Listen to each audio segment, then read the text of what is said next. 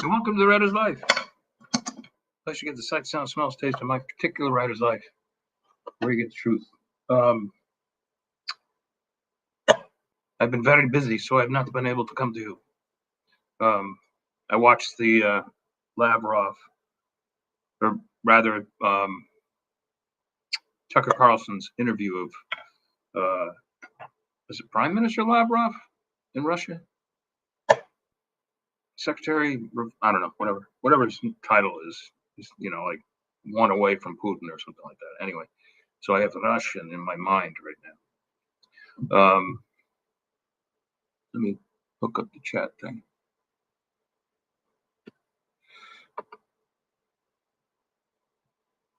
This is guerrilla podcasting here. So I watched the other night. I watched Across the River and Into the Trees, the newest film of it. I don't know if it's ever been a film before. Back in the day when it came out in 1950, I believe, it was considered Hemingway's worst book. I think it's great. I always thought it was great, but people thought it was. I think one of the famous bad reviews. I forget the guy who did it. Was Across the River and Into the Grill, because they thought Hemingway was so drunk that he couldn't write a good novel anymore. But they were being unfair. Usually, mostly because all the New York journalists at the time and a lot of the writers at the time were just jealous of him. To be honest, it was popularity and of his talent, his lifestyle. He only put out like a book a decade or whatever, some journalism or whatever, because he was too busy living life. And I think, a lot of writers and he did his own thing. He was a rugged individualist. He just did what he wanted to do when he wanted to do it, which I totally understand. And he didn't follow the crowd. He didn't do any of those New York parties. He didn't go to LA. He sold a lot of his books to movies and stuff like that, but and he still is. And but he just did not follow. He'd rather hang around with like some construction workers who were going duck hunting, that weekend, or deer hunting or fishing, than he would the snobby literati, hanging out in New York City or any of that crap. It's just the way he was. He liked real people who did real things. And his grandson's like that. I'm friends with his grandson. John's a terrific writer, and he's the same way. And why does this thing keep coming back every time? Okay. But it was interesting. Liev Schreiber plays the role of Colonel Cantwell, who is not well in the movie and in the book. He has a terminal heart condition, and I'm not giving anything away because it's like in the opening chapters or whatever. And he warns him. He's like, if you don't stop smoking and drinking, you're going to die, like within any day, any minute. And Cantwell, who has been in 2 wars, and actually, I believe in the book, he was a general who was demoted to colonel at this point. So he's on his way out. And because he was given impossible orders and he lost his whole company. Which I can relate to, because the same thing happened to my grandfather in the Battle of the Bulge. He was given impossible orders, and he not only lost 100% of his company, but he lost like 150% when they added fresh troops to it.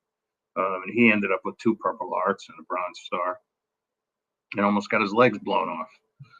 Luckily, he didn't, and he survived his wounds. But that was the army back in World War II. There was and they actually mentioned this in the movie a little bit to talk about it.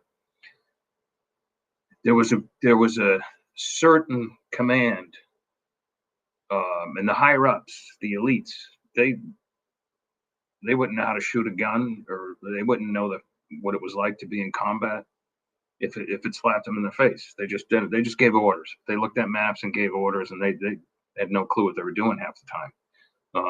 And luckily, as opposed to like the Nazis, for instance, and this is probably somewhat true for Russian troops as well, certainly Japanese troops at the time. Americans were given a little leeway. The American troops, like if you wanted to change the plans a little bit, you could do it. I mean, you couldn't defy orders to the extent where, like, if they told you to attack a position that was impossible to attack, you knew you were just going to get slaughtered. You still had to do it, but maybe you could figure out a way to outflank them or something like that. But like, just the whole, I mean, I'm not going to get into history, the whole history of the World War II here, but the Battle of the Bulge and the Battle of the Ardennes Forest did not have to happen. We could have gone around it, but they insisted you go through those trees now and get blown up and destroyed, you know. But I'll save that story that my grandfather went through for another time, which reminds me of something I'll talk about in a minute. But in any case, I liked the movie a lot.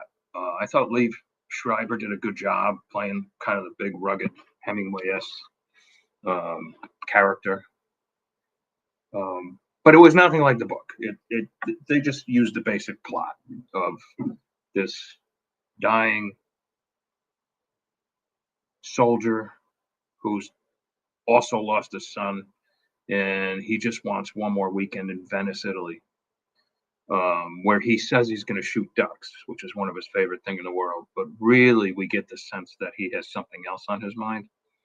And he meets this ravishing young woman who in the book is 19. And he's supposed to be 51 or so, 52, 51. So obviously he's way too old for her. And in Italy at that time, like now you could do it. You could, like, you know, have a 19-year-old girlfriend and be 51. You know, like no one would care. In fact, they'd probably high five you. But back then, Italy was still very proper. And then even if you were her age, you know, if the couple was similar in age, say within 10 years, you still had to ask the parents' permission to do anything with them. Like even to go out to dinner or for a coffee or a drink, you had to ask the parents' permission. And oftentimes a chaperone would come with you, the chaperone being the mother, maybe one of the mother's friends or a trusted family member. So that's the way it was back then, you know. And if you were really unlucky and somehow snuck away and ended up being pregnant, it was just, you were cursed. You were cursed. Back then, you know, Italy wasn't secular like it is now. You know, everybody was very, very Catholic, you know. So it's just the way it was then. So in the movie, they kind of, certainly in the book, Cantwell has to ask the parents' permission to see their daughter, Renata, which means, by the way, it means giver of life, I think. Renata, when translated, means giver of life. I know a couple Renatas.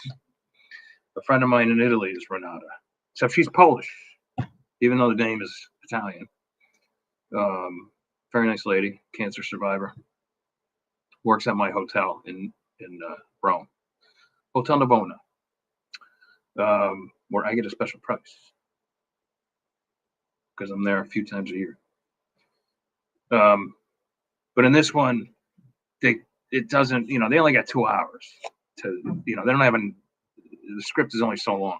And so, like, there's no messing around between the two, but they have a great kind of weekend together. And in the end, he goes duck hunting, but he doesn't shoot ducks. So I'm not going to say anything else, but it's worth the watch. I love Venice. I've been there 3 or 4 times. But 3 times for sure with very serious relationships. I was in very serious relationships. And the first one, you know, and I've taken 3 gondola rides with 3 women whom I was in very serious relationships with. Have I told you guys this before? Oh, well, telling you again. And the first one, you know, ended up crashing and burning. So I warned the second one. Woman who ended up becoming my second wife. I said, just keep in mind that the first woman who took a gondola ride with me, we broke up. So I'm just bear that in mind. And She's like, oh, that's not going to happen with us, right? Sure enough, crash and burn. So by the time I got to the third one, I gave her the strictest warning. I'm like, look it, if I take a gondola ride with you, we're probably going to break up.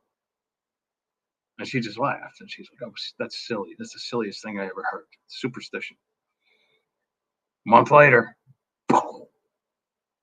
so I can't ever ride a gondola again with a woman I'm in love with. Should I ever be so lucky to be in love with a woman again? I don't know. And you certainly don't want to ride one alone. You have to have your, Venice is all about romance and history. And, it's Venice. So we'll see what happens. Maybe 4 will be the charm. We'll have to see. So what I was going to get. So anyway, check it out. Across the river and into the trees. It's if you like Hemingway, if you like Venice, if you like that kind of thing, takes place in I think it takes place in 46 or so. It's just the war is just over. And it's sad, or whatever, it's a tragedy, but it's worth it. Anyway, so I haven't been able to come to you guys all that much because, again, I'm super busy. There's going back to being a hybrid author has put more pressure on me to be even more creative and to revamp some of my writing practices, which I won't get into right now. But so I haven't been able to do many of these. And I think what I'm going to do starting in the new year is I won't do as many of these solo ones. I'll just come to you whenever I have a guest, an interesting guest. And the guest, what are we talking about? Hey, Lee Cole. We're talking about Across the River and Into the Trees. Did you see the new one yet with Liev Schreiber? It's good. It's worth it. It's nothing like the book. It borrows the basic plot, but you'll like it.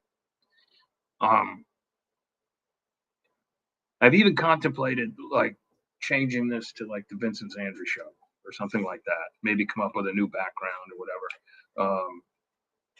And it's still going to be, about the writing life. But I don't know. We'll see. I don't know. I don't know if I'm going to change that,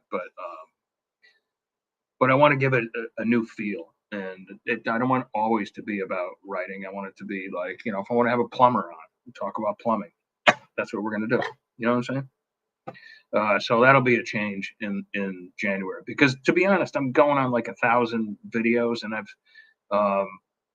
I'm starting to repeat myself, and I don't have a whole lot more to say.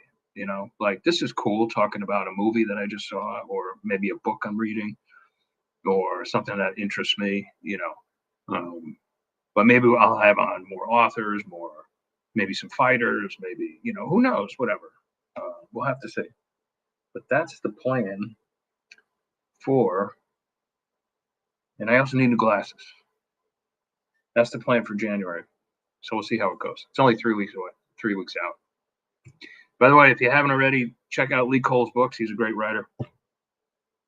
Just Google him, Lee Cole writer, and buy a couple of his books or more. And they make excellent stocking stuffers, don't they, Lee? Yes, they do. All right, that's all I got for you guys. I hope everybody's panicked and out Christmas shopping, blowing money they don't have. Tis the season, right? All right, guys. Lee, thanks for chiming in, and I will talk to you guys next week at some point. A lot of doctor stuff next week, but we'll try to get one in. For sure, the week after, I have who do I have on? Oh, I have Duffy Dombrowski, author, the Duffy Dombrowski PI series, and Albany's other best-selling mystery writer, Tom Schreck, who's a pisser. And he'll be on, I think, Wednesday the 18th. And then I'm going to have Troy Lambert on. We're going to do a Christmas special. All right, you guys. Ciao, ciao.